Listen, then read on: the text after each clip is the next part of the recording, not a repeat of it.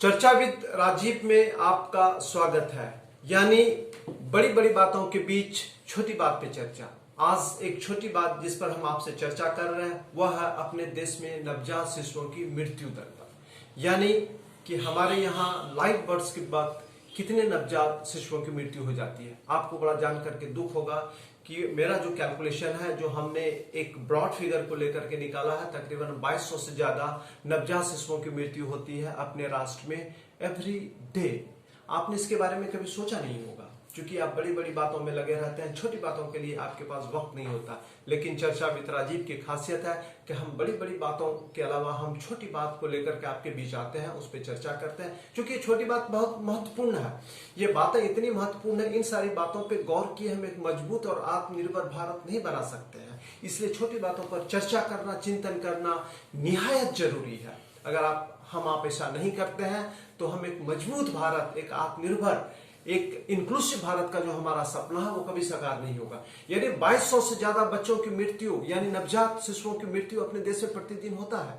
मैं आपको इस फिगर का सोर्स बताता हूं कि हमारे पास जो United Nations department of economic and social affairs का जो पॉपुलेशन डिवीजन है उसका मानना है कि हिंदुस्तान में प्रत्येक दिन 77,575 बच्चे जन्म लेते हैं। 77,575 यानी मैंने 77,575 का फिगर नहीं लिया, मैंने एक राउंड फिगर लिया 70,000 के हिसाब को हमने एक डिवाइड किया। जो हमारे पास SRS बुलेटिन की रिपोर्ट है जो कहती है हिंदुस्तान में 1000 अगर लाइव बर्ड्स होते हैं तो उसमें 32 बच्चों की मृत्यु हो जाती है। 1000 में 32 बच्चों की मृत्यु हो जाती है। तो अपने यहाँ 70,000 बच्चों की जन्म होती है। लाइव बर्ड्स का जो रेट है, जो एस्टिमेशन है, ये SRS बुलेटिन कहता है, 2018 के फिगर है, रिपोर्ट अभी आई है। तो उसके अनुसार तक 2240 बच्चे अपने देश में नवजात बच्चों की मृत्यु हो जाती है प्रत्येक दिन। कभी आप इस पे चर्चा नहीं किया। 2240 एवरी डे। अगर आप 2240 को अगर आप एक महीने में हम इसको मल्टीप्लाई करते हैं 30 डेज, यानी कि आपको जान करके बड़ा दुख होगा 67,200 infants die in our country every month. मैंने आपसे प्रॉमिस किया था, बात तो छोटी है लेकिन बहुत महत्वपूर्ण है। 67,200 नवजात शिशुओं की मृत्यु होती है अपने मुल्क में प्रत्येक मंथ। इससे ह्यूज फिगर। इस चर्चा में आप शामिल हो रहे हैं, इसके लिए मैं आपको धन्यवाद देता हूं। चर्चा को बढ़ाइए। अब अगर हम इसको ईयरली कैलकुलेशन करते हैं कि एक साल में कितने फिगर बनते हैं तो आपको बड़ा दुख होगा जान करके कि यह तकरीबन आप देख लीजिए 8 लाख से ज्यादा का फिगर बनता है। 8 लाख बहुत बड़ी फिगर होती है।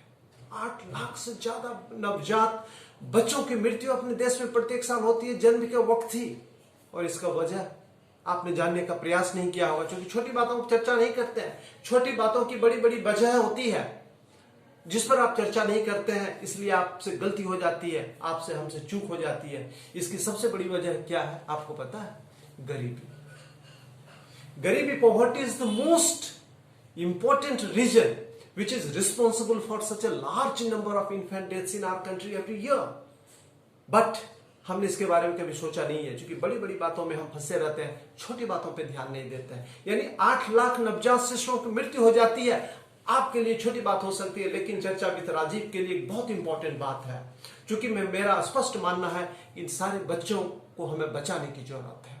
और अगर हम इन सारे बच्चों को बचाते हैं तो हमारे पास एक बहुत ही बड़ी क्वालिटी ह्यूमन रिसोर्सेज होगा। फिर आप सोचेंगे यह कैसे होगा?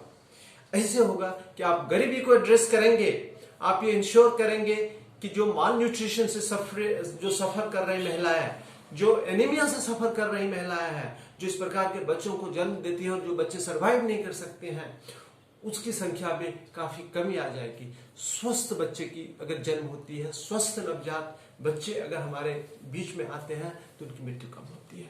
ये एक बहुत ही अलार्मिंग फिगर है। और अगर आपको मैं ये बताऊं कि इस साल जुलाई तक, यानी 2020 में जुलाई तक कितने नवजात बच्चों की मृत्यु अपने देश में हो चुकी है? ये 4,70,000 से भी ज्यादा नवजात बच्चों की मृत्यु अभी तक अपने मुल्क में हो चुकी है। यानी कि कोरोना ने 25,000 लोगों की जानें ली है अक्रॉस द कंट्री सो फार। लेकिन किसी न किसी वजह से अपने मुल्क में अभी तक 4,70,000 इन्फेंट्स की मृत्यु हो चुकी है। अब आप देख सकते हैं कि इसके लिए हमें क्या करने की जरूरत है।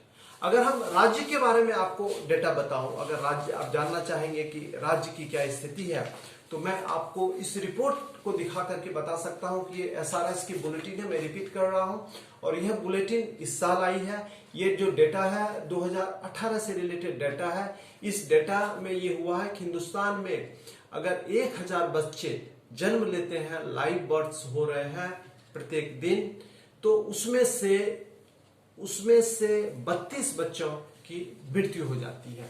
अब हम आपको ये नेशनल फिगर है, स्टेट वाइज डेटा बता दूं तो आपको ये देखेंगे कि आंध्र प्रदेश में 29 बच्चों की मृत्यु हो जाती है। इस प्रकार इसमें सारे स्टेट्स का डेटा दिया हुआ है। केरला में सबसे कम होता है। फिर छोटे स्टेट्स में अगर आते हैं तो गोवा की स्थिति बहुत अच्छी है, वहां 7 बच्चों नवजात शिशुओं की मृत्यु होती है।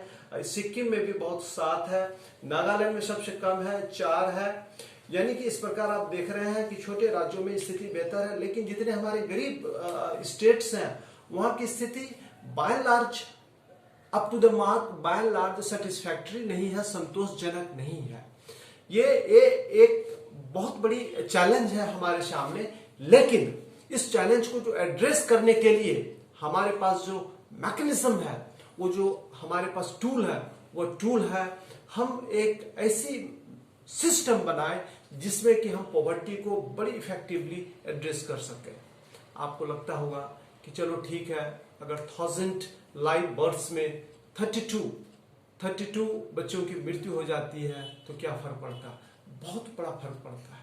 ये हमारे देश के ऊपर ये जो एक धब्बा लगा हुआ है, इससे हमारा रेपुटेशन खराब। It's a sad reflection on us as a nation that due to poverty, due to malnutrition, due to anemia and other complications, 32 infants die every year in our country during live births, जो कि हमारे लिए एक health challenge है और इस challenge को हमें एड्रेस करने की जरूरत है। आपने देखा होगा बड़ी बड़ी बातों के बीच में मैं एक छोटी सी बात आपके सामने लेकर के आया। ये बात छोटी आपके लिए हो सकता है, लेकिन चर्चा विद राजीव के लिए नहीं है। एक महत्वपूर्ण बात है। इस प्रकार की छोटी छोटी बातों पर चिंतन करने की हमें जरूरत है, ताकि हम एक मजबूत, एक आत्मनिर्भर, एक सशक्त भारत का निर्माण कर सकें। एक बार फिर मैं आपको धन्यवाद देता हूं कि आप चर्चा विद राजीव को जिस प्रकार से आप सब्सक्राइब कर रहे हैं, जिस प्रकार से लाखों लोगों तक की चर्चा को पहुंचा रहे हैं। ये एक न एक दिन ये पूरे राष्ट्र में छोटी छोटी बातों पे चर्चा होगी और एक मजबूत भारत का हम सब मिलकर के निर्माण करेंगे। Thank you so much for being with चर्चा विद राजीव।